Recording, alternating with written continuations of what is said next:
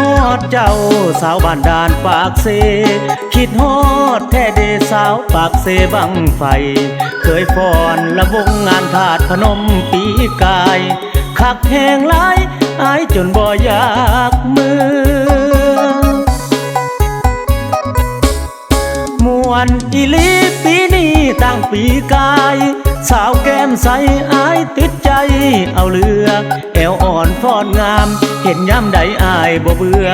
จนบ่อยากเมื่อจากบ้านด่านปากเซ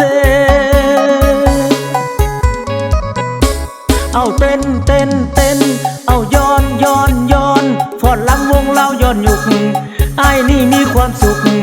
ในหัวใจแท้เด้คิดฮอดแห้งแห้งอายมักเจ้าแห้งผู้สาวบ้านด่านปากเซใจอายสิเพนำเจ้าละเด้ตาหวานคิดฮอดเจ้าเด้ผู้สาวตาคมเคยกราบกรมไหว้ธาตุพนมปีนั้นบ้านด่านปากเซอายหลงเสน่ห์จอมขวัญปีนี้พอกันอยู่บ้านด่านอีกเด้อนาง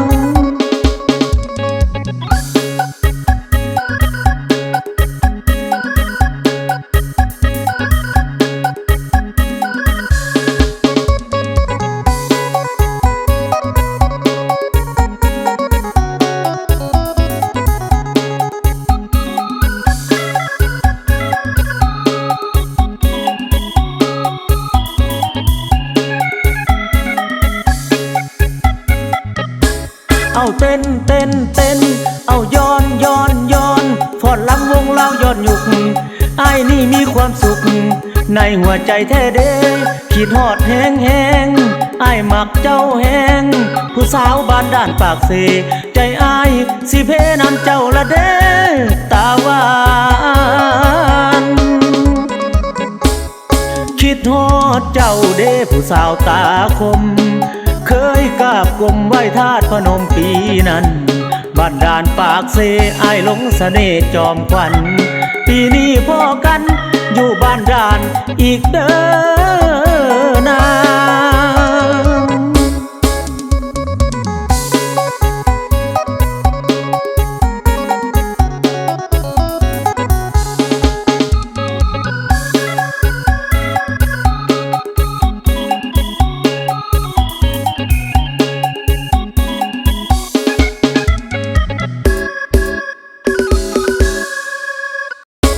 เอาเต้นเต้นเต้นเอาย้อนย้อนย้อนฟ้อนลำวงเล่าย้อนยุก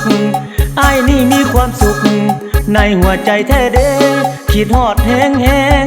อายมักเจ้าแห้งผู้สาวบ้านด่านปากเซใจอายสิเพนำเจ้าละเด้ตาหวาน